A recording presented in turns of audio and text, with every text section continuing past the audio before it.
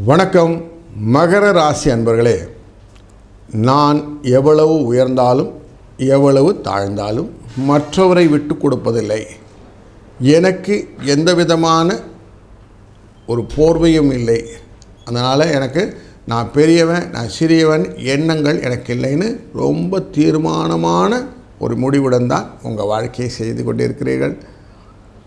காற்றடிக்கும் திசையிலெல்லாம் காற்றாடி போகுதப்பா அப்படிங்கிற மாதிரி உங்கள் வாழ்க்கையில் கடவுள் அமைத்து கொடுத்த பாதையிலெல்லாம் சென்று அதிலே உங்களுடைய அக்கௌண்டபிலிட்டின்னு சொல்லக்கூடிய திறமையை காட்டி அதை வெளிப்படுத்தி கொள்ளக்கூடியதில் அழகாக புரிந்து கொண்டு செயல்படக்கூடியவர் நீங்கள். உங்கள் ராசிக்குள்ளே இருக்கிற உத்திராட நட்சத்திரம், திருவோண நட்சத்திரம், அவிட்ட நட்சத்திரம் மூன்றுமே உங்களுக்கான சகாயத்தை செய்கிறது. உத்திராட நட்சத்திரம்னா சூரியன், திருவோண நட்சத்திரம்னா சந்திரன், அவிட்ட நட்சத்திரம்னா செவ்வாய். ஸோ தாய் தந்தை மற்றும் சகோதரர்களுடைய அந்யோன்யமும் அவர்களுடைய அனுகூலமும் உங்களை தொடர்ந்து வருவதனாலே ஆசீர்வாதத்தின் அடிப்படையிலே நல்லதொரு மூவை கரெக்டாக காட்டிகிட்டு இருக்கிறீங்க. எத்தனை விதமான உயரத்துக்கு செல்லும் போதும் விழுவதற்கான வாய்ப்புகள் வந்தாலும் வரையாடி எப்படி தாண்டி போதோ அப்படி தாண்டி போயிடுறீங்க. பாதாளத்துக்குள்ளே விழுந்து எழுந்துக்கிறோம் அப்படின்னாலும் அங்கே சாக்கடையாக இருந்தாலும் சரி, சதுப்பு நிலமாக இருந்தாலும் முதலையாய் திருப்பி வெளியே வரீங்க. அப்படி ஒரு நல்ல மாற்றத்தை கொண்டவர் நீங்கள். எதை செஞ்சாலும் வேகமாக செய்யணும் என்ன என்றும் இருப்பதனாலும் செய்கிற காரியங்களுடைய தன்மைகள் உங்களுக்கு பல விதத்திலும் புரிவதனாலும் நம்ம சால்மா சொல்லுவாங்க 10 விதமான வேலைகளை ஒரு நிலையில் செய்யக்கூடியவர். இப்படி அத்தனை விதமான குவாலிட்டி உங்கள்கிட்ட இருக்குதுங்க. இப்படிப்பட்ட குவாலிட்டி இருக்கிற உங்களுக்கு இந்த மாதம் ஜூலை எப்படி இருக்குன்னு பார்க்கலாமா? உங்கள் ராசிநாதர் 3ஆம் இடத்துல வக்ரம் பெறப்போகிறார். உங்கள் ராசியை நேரடி பார்வையாக பார்க்கக்கூடியதாக சூரியனும் புதனும் இருக்க போகிறார். அந்த புதனும் வக்ரம் பெறப்போகிறார். இந்த சூழ்நிலையில் உங்கள் ராசியின் அஷ்டமஸ்தானமான செவ்வாய் உட்கார்ந்துருக்கிறாரு சிம்ம ராசிக்குள்ளார. அவர் உங்கள் குடும்பஸ்தானமான இந்த கும்பராசியையும் 3ஆம் இடமான முயற்சி ஸ்தானத்தை மீனராசியும் பார்க்க போகிறார். சனி பகவான் தன்னுடைய பார்வையாலே நேரடி பார்வையான 9ஆம் இடத்தை பார்க்கிறார். ரிஷபராசியை பார்க்கிறார் 5ஆம் இடத்தை. அதே போல் உங்களுடைய விரயஸ்தானம் அப்படிங்கிற தனுசு ராசியை பார்க்கிறார். பார்வை நல்லா இருக்குது. முக்கியமான பார்வை குருவுடைய பார்வை இல்லைங்களா? அவர் எப்படி பார்க்கிறார்னா தொழில் ஸ்தானத்தை பார்க்கிறார், குடும்பஸ்தானத்தை பார்க்கிறார், விரயத்தை பார்க்கிறார். அப்போ உங்களுக்கு நிறைய பேர் சப்போர்ட் பண்ண ரெடியாக இருக்கிறாங்க அப்படின்னு கிளியராக இருக்குது. அதுவும் முக்கியமாக குடும்பஸ்தானத்தையும் விரயம் பார்க்கறதுக்கும் ரொம்ப ஆள்களுக்கு செலவுகள் கட்டுப்படுவதற்கான வாய்ப்புகள் நிறைய இருக்குது. அப்போ செலவு கட்டுப்பட்டாலே வரவு வந்துடும்.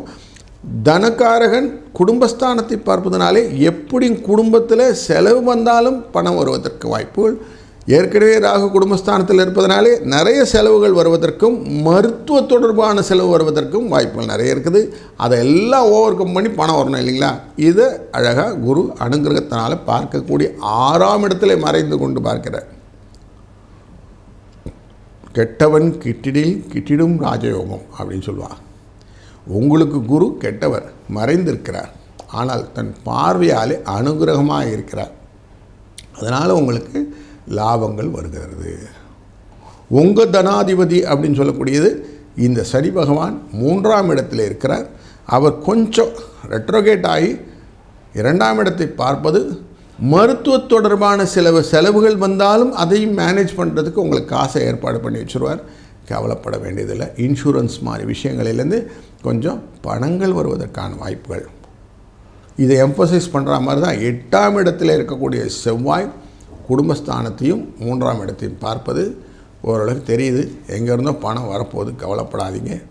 வெளி நாடுகளுக்கு செல்லக்கூடிய ஒரு ஒப்பந்தங்கள் இல்லை டிக்கெட் வாங்கிறது போன்ற விஷயங்கள் எல்லாம் நடக்கக்கூடிய சூழ்நிலையும், அது விஷயமாக கொஞ்சம் வர்த்தக தொடர்போ இல்லை சுற்றுலாவோ போவதற்கான வாய்ப்புகளும் இருக்குது.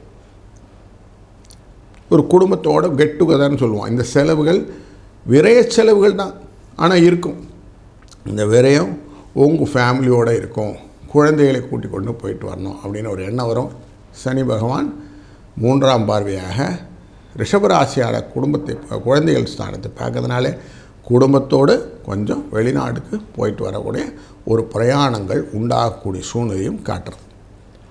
தொழில் ஸ்தானத்துக்குரிய சுக்கிரன் ஆட்சியிலே அமர்ந்ததுனாலே தொழில் கொஞ்சம் நல்லாயிருக்கும், கவலைப்பட வேண்டாம். லாபம் வரும், பண வரத்துக்கான வாய்ப்புகள் நிறைய இருக்குது. எதிர்பாராத பண வரவுகள் கன்ஃபார்மாக இருக்கிறதுக்கு வாய்ப்புகளும், செய்யக்கூடிய காரியங்களிலே தெளிவான செய்கைகள் இருக்கும். செவ்வாயும் கேதுவும் சேர்ந்து அமர்ந்திருக்கக்கூடிய 8ஆம் இடம்ங்கிறனால கொஞ்சம் பயத்துடன் இருக்கும் அப்படிங்கிறதும் தெரிகிறது. லாபங்கள் அதிகமாக வருமா அப்படின்ற கேள்விக்கு லாபங்கள் உண்டு, பெரிய அளவில் இல்லை அப்படிங்கிறதும் மனசில் வச்சுக்கொள்ளணும். குழந்தைகளின் படிப்பு விஷயத்திலும் குழந்தைகளுடைய வாழ்க்கை விஷயத்திலும் அதிகப்படியான கவனம் செலுத்தினீர்கள் என்றால் அவர்களுடைய வாழ்க்கை சுபிட்சமாக இருப்பதற்கான வாய்ப்புகள். முக்கியமாக இந்த காலகட்டங்களிலே அவர்கள் இந்த இன்ஜினியரிங் ரிலேட்டடான படிப்புகளெல்லாம் படிக்கணும்னு கேட்பாங்க. ஏன்னா சனியோடும் சுக்கிரனும் பார்ப்பதனாலே மோஸ்ட்லி அண்ட் செவ்வாய் சனி பார்ப்பதனாலே இந்த இன்ஜினியரிங்கில் ஆட்டோ ரிலேட்டட் இன்ஜினியரிங் சொல்லுவோம்னா ரொபோட்டிக் இன்ஜினியரிங் இதை பற்றின இன்ட்ரெஸ்டடான கோர்சஸ்லாம் படிக்கணும்னு ஆசைப்படுவாங்க. அப்படி படிக்கும்போது அவர்களுக்கு நன்மை உண்டாகும். புதனும் சூரியனும் தன்னுடைய பார்வையாலே உங்களை பார்ப்பது ரொம்ப விசேஷமாக இருக்கிறது. 7ஆம் பார்வை அப்படிங்கிறது நல்ல சுகத்தை கொடுப்பதாகும், குடும்பத்திலே நல்ல சுப நிகழ்வுகளை ஏற்படுத்துவதாகவும் அமைவது புதனுடைய தன்மையிலே நல்லதாக அமைவதும்.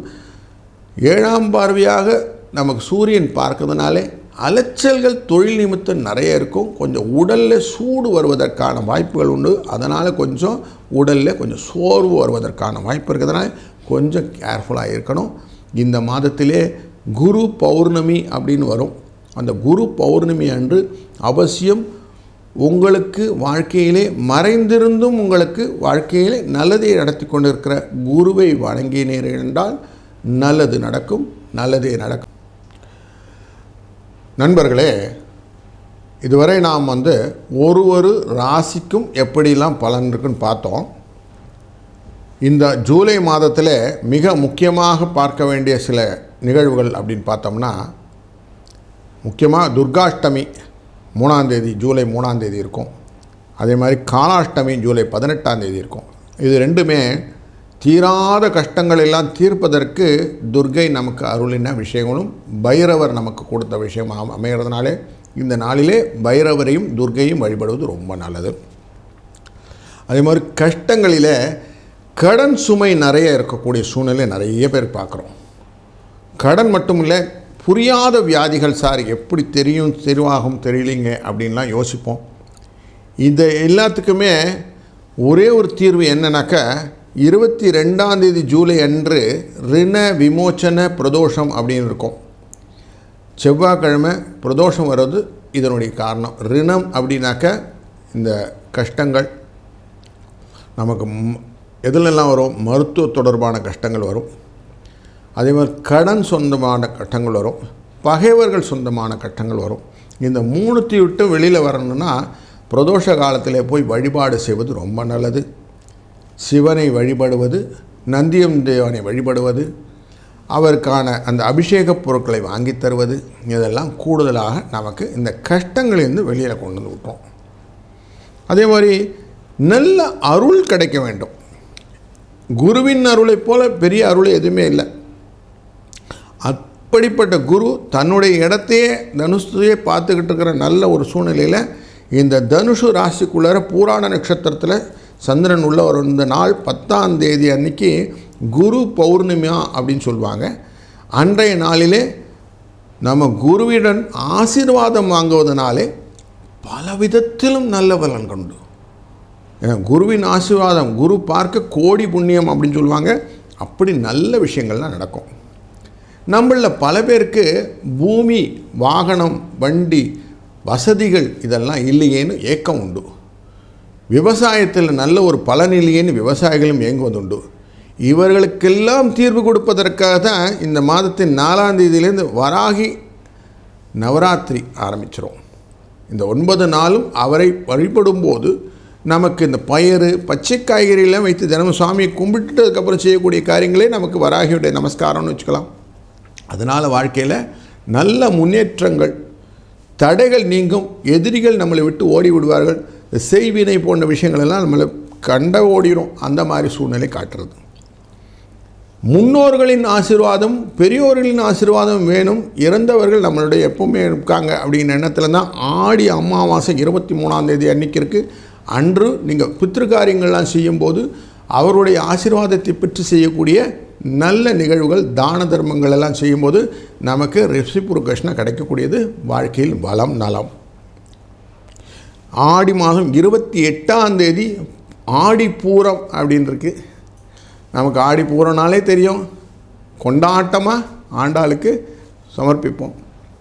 வளையலெல்லாம் வாங்கி குழந்தைகளுக்கு வீட்டிலேயே, நம்ம அவ்வளோ தூரம்லாம் போக வேண்டாம் சார், இங்கேயே குழந்தைகளுக்கெல்லாம் நம்ம கொடுத்து அவர்களை மகிழ்விக்கும் போது அதுவும் உங்களுக்கு ஆசீர்வாதமாக மாறி வாழ்க்கையிலே சுபிட்சம் வளம் வரணும். கல்யாண தடை, குடும்பத்திலே நல்ல நிகழ்வுகள், எந்த விதமான மாற்றமும் இல்லாமல் என் வாழ்க்கை போயிட்டே இருக்குது சார், எதை நோக்கி ஓடிட்டுருக்கேன் அப்படின்போது நல்ல ஒரு தெளிவு போன்ற நல்ல விஷயங்கள்லாம் நடக்கணும்னா இந்த மாதிரி நிகழ்வுகளில் இப்படி பங்கேற்று கொண்டாலே போதும். நிறைய பேர் சொல்லுவோம், சார் எனக்கு பாம்பு கிரகத்தினாலே எனக்கு பிரச்சனைங்க அப்படின்னு சொல்லுவாங்க. இந்த மாதத்தில், ஜூலை மாதத்தில் 29ஆம் தேதி நாக பஞ்சமி அப்படின்னு இருக்கும். அன்றைய நாளிலே நாக வழிபாடு செய்வதனாலே இந்த ராகு கேதுவின் தோஷங்களும் நீங்கி நல்ல சுபிட்சத்துடன் வாழ்க்கையிலே வளமும் நலமும் கிடைக்கக்கூடிய ஜூலை மாதம் உங்களுக்கு கிடைத்திருக்கிறது. அருமருந்தாக பயன்படுத்துவோம். வாழ்க வளத்துடன்.